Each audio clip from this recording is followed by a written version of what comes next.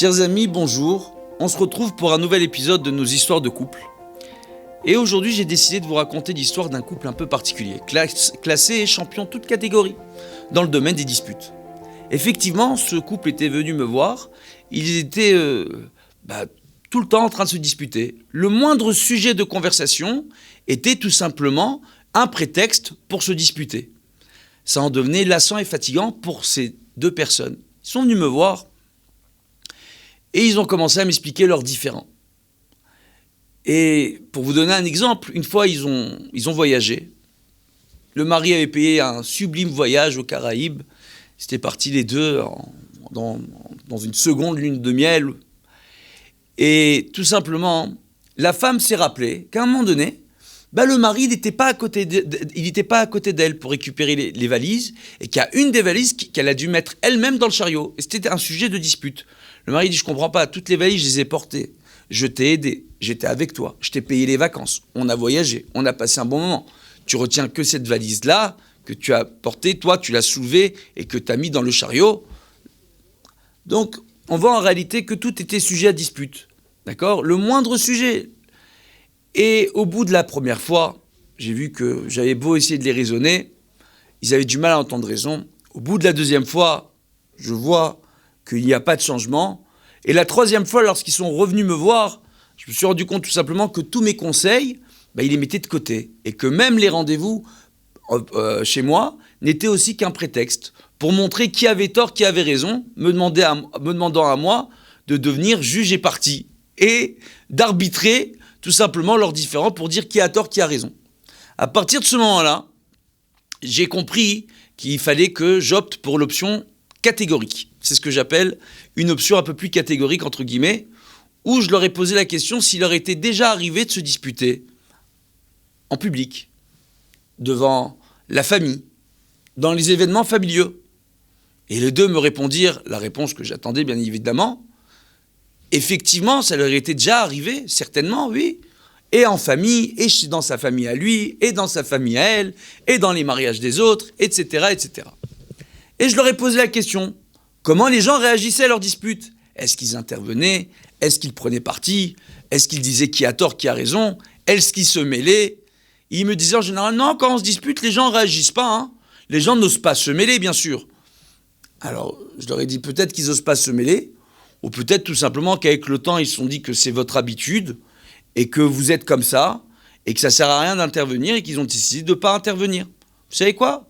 À mon avis, si vous leur posez la question, ils vont dire qu'ils préfèrent ne pas intervenir. Et j'ai posé la question à la femme. Est-ce que vos parents interviennent, se mêlent et vous donnent leur avis ? Elle me dit, ah non, mes parents, non, ils n'interviennent pas, ils se mêlent pas, ils ne donnent pas leur avis. Depuis longtemps maintenant. Hein. Maintenant, quand je leur parle, ils disent, ah, vos disputes, ça reste entre vous. Nous, on ne veut plus se mêler. Ah, on veut plus se mêler. Donc, ils se sont mêlés. Oui, mais ils veulent plus se mêler. Je pose la question au mari, même réponse. Je leur ai dit, vous avez vu à quel stade vous êtes arrivés ? C'est-à-dire, vos disputes sont tellement, tout simplement, légères, entre guillemets, pour des sujets qui sont légers, vous disputez, que toute votre famille aujourd'hui se fiche des sujets de dispute entre vous. Et en réalité, n'interviennent même plus. Donc moi, je vais vous dire une chose très simple. Comme vos parents d'un côté ou de l'autre et les familles ne se mêlent plus, moi aussi, je vous dis la vérité. Quand vous allez partir de ce bureau, ma vie va reprendre son cours et vos problèmes vont rester avec vous. Et là, à ce moment-là, la femme, elle se met à réfléchir. Elle se dit, effectivement, oui, elle est en train de réaliser. Et elle se dit, mais il est quand même dur, le Rav. Et elle a décidé de partir avec son mari. Donc, ils se sont levés, ils sont partis. Et là, je ne vous dis pas, j'ai eu droit à des commentaires, à des critiques, etc. Et puis, la semaine d'après, ils ont eu une bar mitzvah dans la famille. Ils sont rendus à la bar mitzvah. Et bien entendu, ils ont commencé à se disputer. Et la femme a demandé aux gens de sa famille, à ses frères, à ses sœurs, d'intervenir dans la dispute. Et tous les gens lui disent, non, on préfère ne pas se mêler. C'est entre vous, on ne se mêle pas de vos histoires. Et là, elle a réalisé, elle dit, attends, on est en train de se disputer devant tout le monde. Et toute la famille me dit, c'est ma famille, c'est une bar mitzvah dans ma famille. Et toute la famille ne veut pas intervenir. Et là, elle a réalisé en réalité que ce que je lui disais, c'était vrai. Donc, elle m'a appelé le lendemain pour me demander un autre rendez-vous. Et lorsqu'ils sont venus au rendez-vous, je lui ai posé la question, je lui ai dit, qu'est-ce que vous avez envie de dire à votre mari ? Et elle m'a dit, ce que j'ai envie de demander à mon mari, c'est une chose que je ne lui ai pas demandé depuis longtemps, c'est comment il va. Le mari, étonné, lui répond, mis à part nos disputes, ça pourrait aller mieux, mais ça va. Et là, le mari dit à sa femme, et toi, comment tu vas? Et la femme, étonnée de la question de son mari, lui dit, écoute, mis à part nos disputes, ça pourrait aller mieux, mais sinon ça va. Ah. Et ils ont repris le dialogue. Ce qui veut dire qu'il faut arriver à comprendre.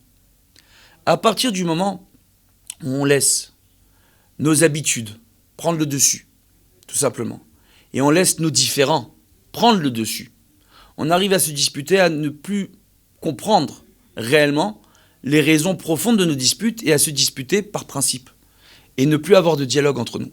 Alors que lorsqu'on comprend que si on surmonte nos coups de nerfs, si on arrive à surmonter notre colère, à l'étouffer, tout simplement, on arrive à rétablir, à restaurer un dialogue. À partir du moment où ils ont compris réellement, de la façon la plus choquante qu'il soit dans mes propos, de leur dire que les membres de leur famille, leurs amis, tout le monde avait pris l'habitude de leur dispute et ne voulait même plus intervenir, à partir du moment où ils ont compris cela, ils ont compris d'eux-mêmes, Baruch Hashem, qu'il fallait du changement et rétablir un dialogue sain, tout simplement entre eux, en se demandant tout simplement chaque jour comment allait-il et comment pouvait-il améliorer le quotidien de l'autre. Voilà. Bezrat Hashem, que ce soit une bonne leçon pour nous tous, et je vous dis à très bientôt pour une prochaine histoire de nos histoires de couple.